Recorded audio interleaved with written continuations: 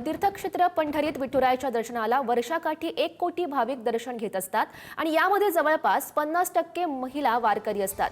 मात्र या महिला वारकऱ्यांसाठी पंढरपूरमध्ये महिला शौचालय किंवा स्वच्छतागृह नसल्याची गंभीर बाब पुढे आली आहे। त्यामुळे महिला वारकऱ्यांबरोबरच पंढरपूरच्या स्थानिक महिलांनी देखील त्यांची सुद्धा कुचंबणा होते आहे। रेल्वे स्टेशनपासून आणि बस स्थानकापासून मंदिरापर्यंत एकही स्वच्छतागृह नाहीये। पंढरपूरला तीर्थक्षेत्र विकासासाठी शेकडो कोटी रुपयांचा निधी येतो, मात्र राज्य सरकार असो किंवा पंढरपूरची नगरपालिका महिलांसाठी एक साधं स्वच्छतागृह उभारू शकत नाही, ही शोकांतिका आहे।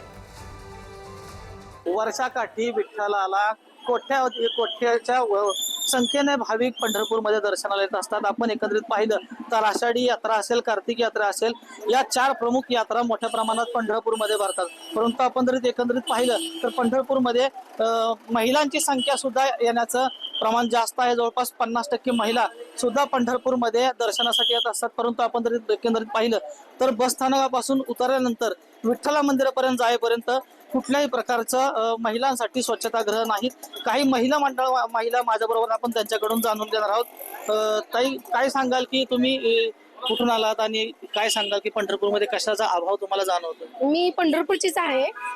खऱ्या अर्थाने लाखो प्रत्येक महिन्याच्या वारीला किंवा 15 दिवसाच्या वारीला हजारोच्या संख्येने महिला भगिनी दर्शनासाठी येतात व ह्या दर्शनासाठी येत असताना महिला भगिनींसाठी मंदिर समितीपासून ते बस स्थानकापर्यंत तसेच पंढरपूर शहर हे मोठे उपनगर आहे। त्या उपनगरात स्थानिक महिला भगिनी सुद्धा खरेदीसाठी भाजी मार्केट असेल किंवा हारथुरी ह्या भागाने असेल येतात, परंतु तिथं स्वच्छतागृहाची सोय नाही।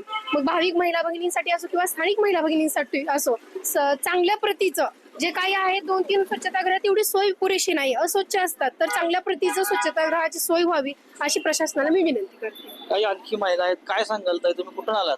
आम्ही आषाढीच्या वारी कोल्हापूरहून पंढरपूरला वर्षातनं एकदा किंवा 2 वेळा येतोय, तरी महिलांसाठी वसतिगृहाची सोय नाही। लगीला बाथरूमला जायला आम्हाला तिथे जागा नाही, तरी शासनाने आम्हाला सोय करून द्यावी अशी त्यांची विनंती आहे।